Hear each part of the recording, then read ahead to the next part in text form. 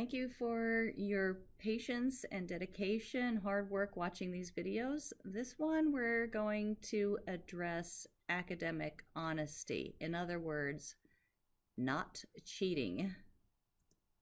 So let's first talk about why academic honesty is important. One reason is it's the right thing to do. It's morally correct, and we want to do the right thing.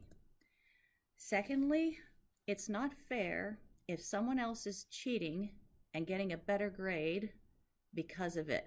And you're not cheating and you're working really hard for your grade. So that is not fair. We want to be fair in our grading, fair to all students. You want to be fair to yourself. This is your education. If you cheat instead of learning the information, you're really cheating yourself. Instead, consider the time you put into this course time that you're taking for you to improve yourself, improve your life, help you along your career path. Okay, finally, you do not want to cheat because there are penalties. So in this video, we want to talk about the different policies or aspects of cheating and the penalties that can be applied. Well, the college as a whole has a policy on academic honesty. One of the overarching things that Lee College tries to do and I try to do in this course is to make sure that the person getting credit for the course, the person getting the grade, is the person doing the work. So let's take a look at the Lee College policy. There's a link to it on the course syllabus. Then we'll talk about specific policies to this course after that. So here's our course syllabus. I'm just going to scroll down to the section on academic honesty. So here's the clickable link. You hit Control and click at the same time. And that'll open up a web browser so we can see the policy. And this is in the college catalog. We have a brief statement here about academic honesty, its importance, and then the academic honesty code is down below. So it's quite extensive.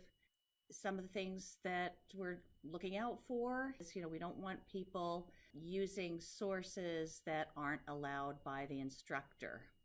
Things like using your textbook or the web when you're taking a test and it's not an open book test. Another example of cheating would be if someone provides you old tests so that you can see the questions and know the questions before the test, or if somebody's in the room with you when you're taking a test and giving you answers, or someone who's not you, who's had the course before, is taking the test for you. Plagiarism, that's another example of cheating. If you violate the academic honesty code, it says that here are the penalties that can be applied. The first offense, you get a 0 on the assignment or test, whatever it is in question. And second offense, you can get an F for the course. So those are the overriding policies for Lee College, and we're going to show next how we apply them in this course. Make sure that you read the Lee College policy on academic honesty by following that link on our course syllabus. Next, we want to talk about the specific aspects of the grade for this course and how cheating will be dealt with in each case. So 20% of your grade is based on lab assignments.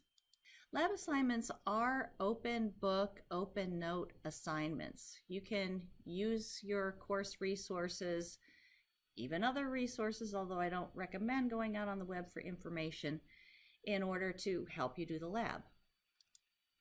You can work with other people if you want to, get together with a group and work on the lab assignments. I think it's a really good thing for students to work with each other. I think you learn by just talking about the information with other people. However, you must do your own work. You have to write your own answers, and the answers have to be in your own words. If I see that your answers are identical to another student, the first offense of that would be you get half credit for the assignment, not full credit. For the second offense, you get no credit for the assignment.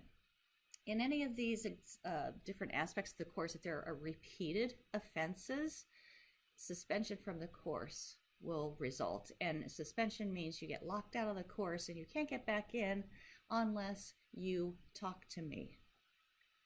Discussion boards and web journal entries, they're part of your course grade, and they're open book, open note assignments. However, whenever we have these open book, open note assignments, we have to make sure we don't plagiarize. We don't present the work of others as our own, from your textbook or other source. So no cutting and pasting.